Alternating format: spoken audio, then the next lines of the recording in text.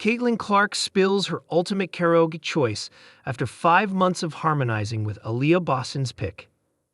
Caitlin Clark is truly a sport, on and off the court. Along with being known as the funniest one, she is also famous for showing off her vocal chops and sharing a sweet connection with her teammate, Aliyah Boston. They have spent plenty of time harmonizing together, and after 5 months of warming up to Boston's pick, Clark finally dropped her own karaoke choice. When Travis Kelce asked CeCe about her go-to karaoke song, she quickly shared, "Oh, that's tough. It switches up. You know what's good? Where is the Love by Black Eyed Peas. That's a good karaoke song," she said. She went on to explain that she enjoys a bit of a dude action, adding, "Honestly, it changes up. I like a little dude action, so you could go up there with your friends."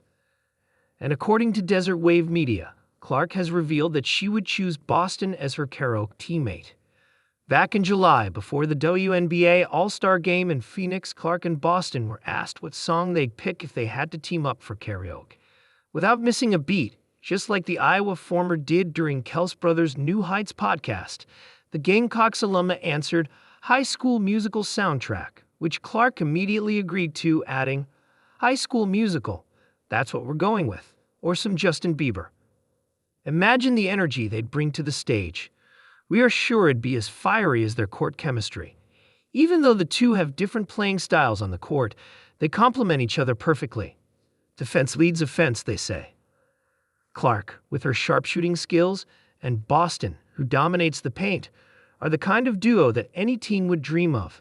Undoubtedly, both of them were the first draft picks and Rookie of the Year in their respective debut years. Off the court, the two WNBA stars have been there for each other. Despite Clark coming straight out of a heartbreaking loss in the NCAA championship game and having to jump right into her WNBA career, it was the 2023 draftee who took her under her wing. The Iowa native had barely any time to breathe before she was drafted as the No. 1 overall pick by the Fever, and just a month later, she was out there playing her first WNBA game. Boston wholeheartedly offered her leadership. When Clark struggled in her debut, it was Boston who supported her at halftime that kept her going. Clark has spoken about how much of an impact Boston had on her transition, saying, "Yeah, I think the biggest thing about Aliyah coming in here, I think her leadership has been amazing. She's been one of the biggest voices in our locker room. She's been somebody that's been there to pick me up. I've been there to pick her up." However, now, months after the air wrap of WNBA season, their friendship will be put to the real test. There's a tough decision on the horizon for 2023 ROTY. Both Clark and A'ja Wilson are having their jerseys retired in February 2025. Both ceremonies are happening on the same day.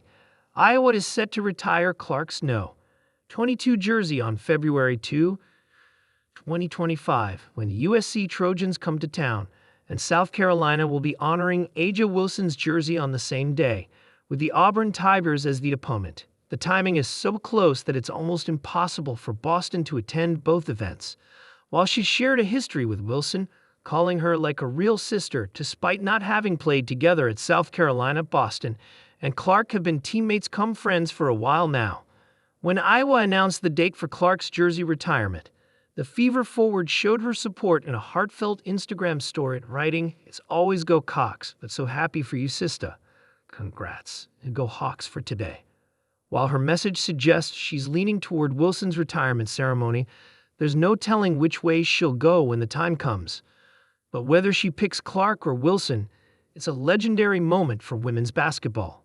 Both Clark and Wilson have achieved incredible feats.